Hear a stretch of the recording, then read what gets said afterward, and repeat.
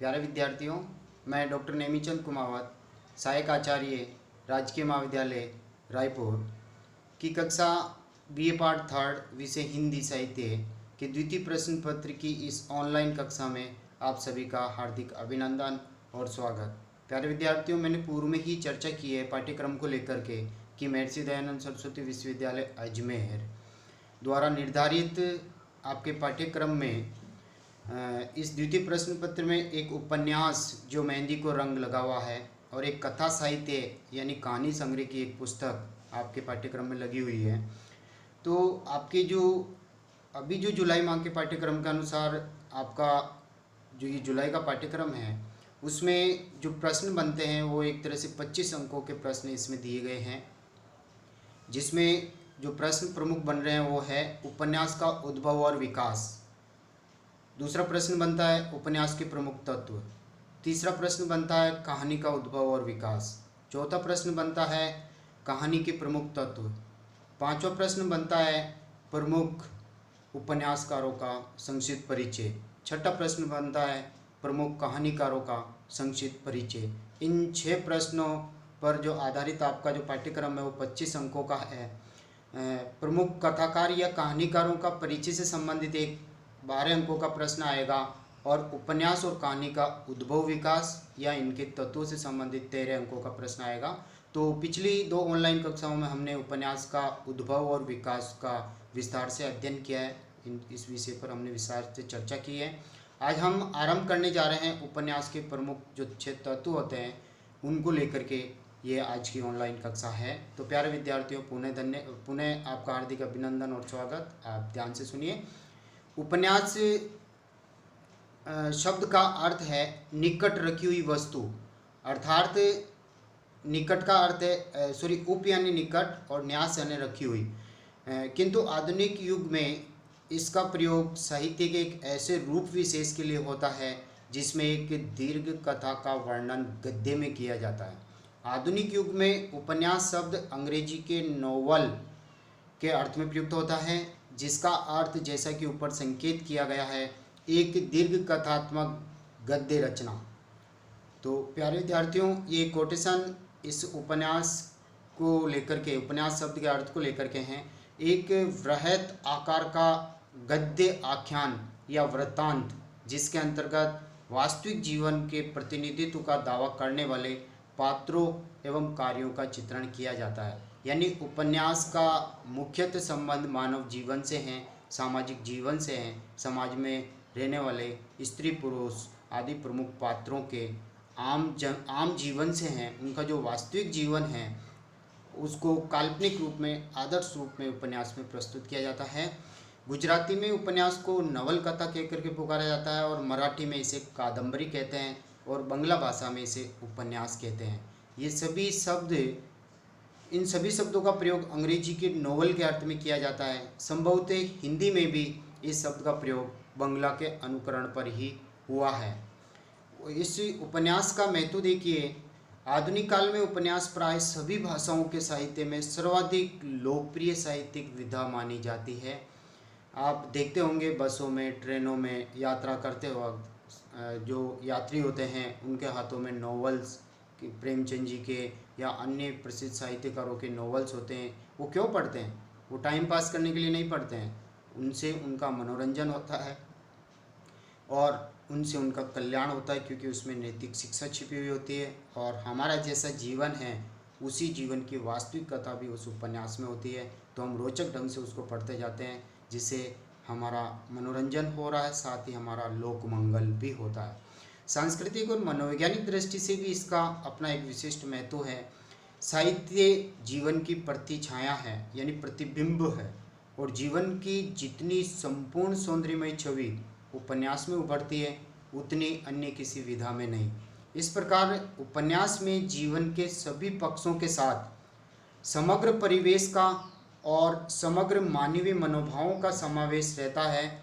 इस कारण उपन्यास में महाकाव्य के समान व्यापकता एवं रसास्वादन की पूर्ण क्षमता रहती है। अब हम उपन्यास को परिभाषित कर रहे हैं। यहाँ पर उपन्यास की जो प्रमुख विद्वानों के द्वारा जो परिभाषाएं दी गई है वो आप देखिए। डॉक्टर श्याम सुंदर दास जी के शब्दों में, उपन्यास मनुष्य के वास्तविक जीवन की काल्पनिक कथा है। मुंशी प्रेमचंद जी के शब्दों में देखिए, मैं उपन्यास को मानव जीवन का चित्र मानता हूँ। मानव चरित्र पर प्रकाश डालना और उसके रहस्य को खोलना ही उपन्यास का मूल तत्व है। यानी बहुत उत्तम कोटि की परिभाषा है। जैसे मानव चरित्र का चित्र, मानव का जैसा जीवन है उसका एक वास्तविक चित्र उपन्यास है। और उस मानव जीवन जो मानव चरित्र जो अच्छा है बुरा है, उसकी जो खूबियाँ हैं उसके ऊपर ही उपन्यास प्रकाश डालता है और मानव जीवन के रहस्य को वो खोलता है। यही उपन्यास का मूल तत्व। अर्नेस्ट ए वेबर के अनुसार भी इसकी परिभाषा देखिए, उपन्यास को हम गद्यमय कल्पित आख्यान के माध्यम से की गई जीवन की व्याख्या कह सकते हैं। वेबस्टर के अनुसार उपन्यास एक ऐसा कल्पित विशालकाय तथा गद्यमय आख्यान है जिसमें एक ही कथानक के अंतर्गत यथार्थ जीवन का प्रतिनिधित्व करने वाले पात्रों और उनके क्रियाकलापों का चित्रण रहता है। अब इन सभी चारों परिभाषाओं को देखने से हम इस निष्कर्ष पर पहुंचते हैं कि उपन्यास में जिस चीज़ का चित्रण होता है, जो विषय वस्तु होती है, वो मानव जीवन होता है। मानव को केंद्रित करके ही उपन्यास लिखा जाता है। उसके जीवन से जुड़े हुए विभिन्न पहलुओं को लेकर के उपन्यासों की रचना की जाती है और तभी हम उसको वास्तविक मानते हुए उसको हम पढ़ते हैं। अतः इन परिभाषाओं से स्पष्ट होता है कि उपन्यास और जीवन का घनिष्ठ संबंध है। उपन्यास का जीवन के क्षेत्र में विचरने वाले पुरुषों और स्त्रियों, उनके पारस्परिक संबंधों, विचारों, अनुभूतियों, भावनाओं से सीधा संबंध है, प्रयोजन है। उपन्यास का मूल उद्देश्य पाठकों का मनोरंजन करने के साथ साथ ही देश, समाज और मानव का लोक मंगल करना है, लोक कल्याण करना है।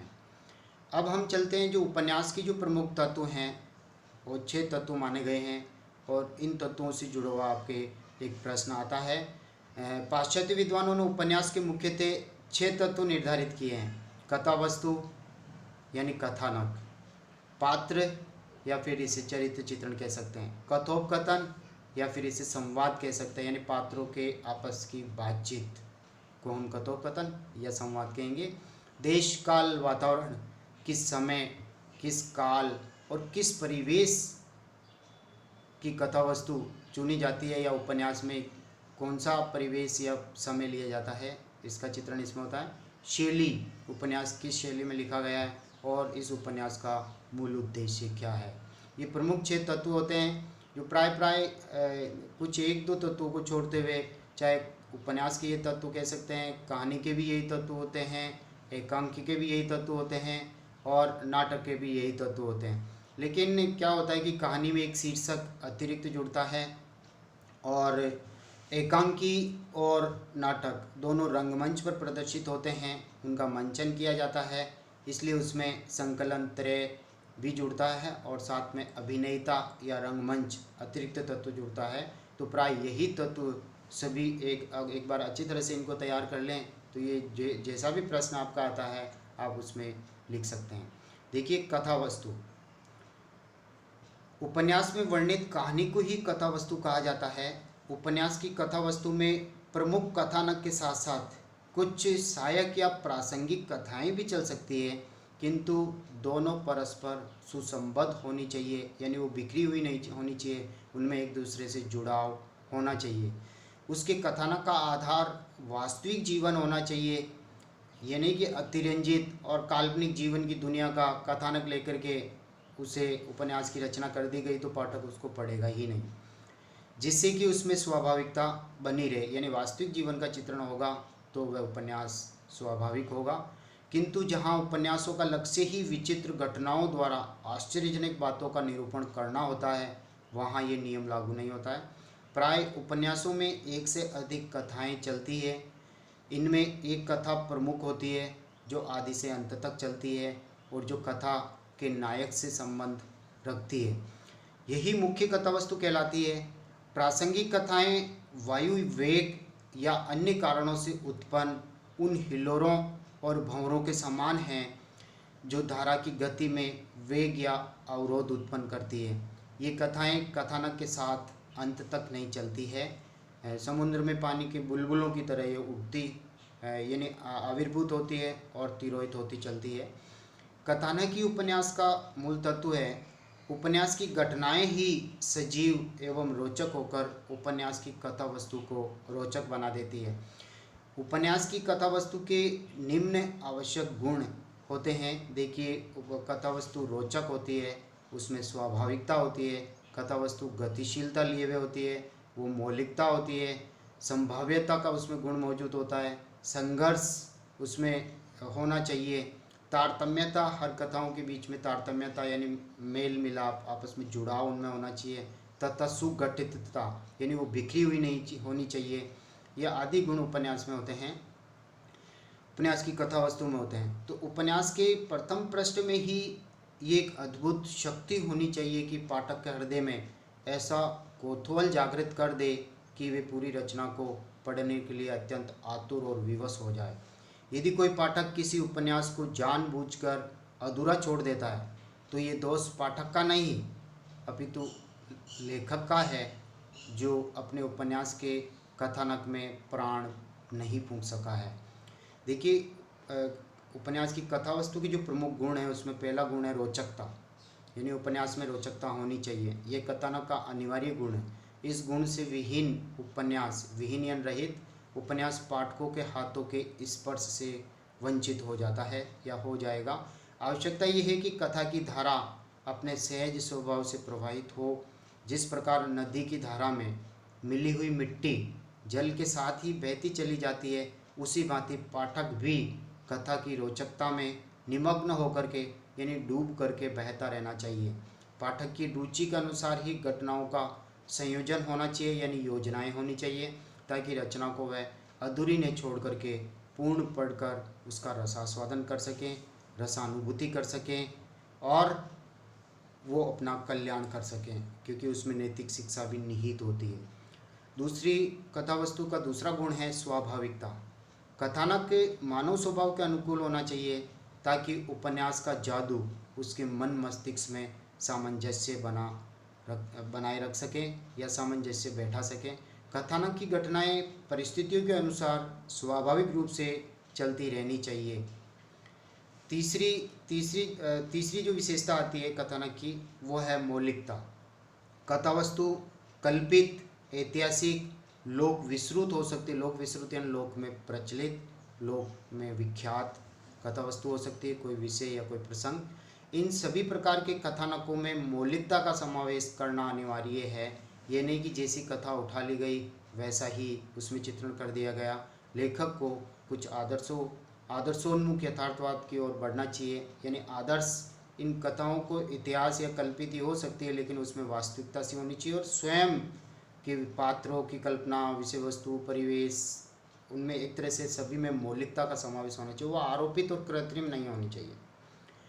अगली जो कथानक की जो विशेषता है वह गतिशीलता। कथानक का प्रस्तुतिकरण नाटकीय एवं जिज्ञासापूर्ण हो तो पाठक आदि से अंत तक अपनी रुचि बनाए रखने में सफल हो सकता है। पाठक को ऐसा कौतूहल हो कि उपन्यास अब किस दिशा की ओर मोड़ लेगा। अतः उपन्यास की कथा में कहीं ठहराव नहीं होना चाहिए, कथा अनवरत आगे बढ़ती रहनी चाहिए। अगली जो विशेषता है कथानक की वह है संभाव्यता। कथानक की घटनाएं काल्पनिक होने पर भी संभव प्रतीत होनी चाहिए कि जीवन में हाँ ऐसा हो सकता है, हाँ ऐसा होता है या ऐसा होएगा। अन्यथा पाठक के हृदय में अविश्वसनीयता की सृष्टि होती है या जन्म लेती है, जिससे पाठक की तन्मयता भंग हो जाती है। अतः उपन्यास की घटनाओं को प्रत्यक्ष जगत की अनुभूतियों का संबल या आधार देना चाहिए। और अगली जो छठी विशेषता आती है कथानक की वह है संघर्ष। संघर्ष ही कथानक को रोचक बनाता है। संघर्ष व्यक्ति के अंतर्जगत में घटित होता हुआ दिखाया जाता है। संघर्ष की स्थिति में मानव कुछ अवधि के लिए किंग कर्तव्य विमूढ़ हो जाता है, असमंजस की स्थिति में पड़ जाता है, क्या करूं क्या न करूं की स्थिति में आ जाता है। इससे उसका मन अस्थिर होता हुआ अंत में किसी निर्णय पर पहुंचकर अपने विप्लव को यानी विद्रोह, मन में उठते हुए विचारों को वो शांत करता है। अगली जो सातवीं विशेषता कथानक की आती है वह है तारतम्यता। प्रत्येक प्रसंग तथा वर्णन अपने उचित अनुपात में ही रहना चाहिए। मार्मिक स्थलों तक पहुंचाने वाले प्रसंगों का उचित मात्रा में वर्णन। साथ ही उपन्यासकार को इस बात का ध्यान रखना चाहिए कि ये वर्णन कथा प्रवाह में बाधक न होकर उसे गति प्रदान करने वाले हों, यानी सारी कथाएं आपस में जुड़ी हुई हों, एक दूसरे से संपृक्त हों। अंतिम विशेषता कथानक की है सुगठितता, यानी उपन्यास में मुख्य कथा के साथ साथ अन्य जो सहायक या गौण कथाएं या प्रासंगिक कथाएं चलती रहती है, उन सहायक कथाएं मुख्य कथा को अधिक तीव्र करने वाली होनी चाहिए। मुख्य कथा को ही वो पोषित करती रहें, उसे ही वो आगे बढ़ाने वाली होनी चाहिए। सभी कथाओं में अच्छा संगठन यानी संयोजन अपेक्षित है, तालमेल बैठाना अपेक्षित है। अतः उपर्युक्त सभी गुण एक अच्छी कथा वस्तु का निर्माण करने में सहायक हैं। इन सभी का उपन्यास में समावेश होना अनिवार्य गुण है। प्यारे विद्यार्थियों, आज हम इतना ही इस ऑनलाइन कक्षा में पढ़ेंगे। अगली ऑनलाइन कक्षा में हम उपन्यास की जो बाकी के शेष रहे तत्व 6 तत्व जो बचे हुए हैं उनके ऊपर विस्तार से अध्ययन करेंगे। जय हिंद।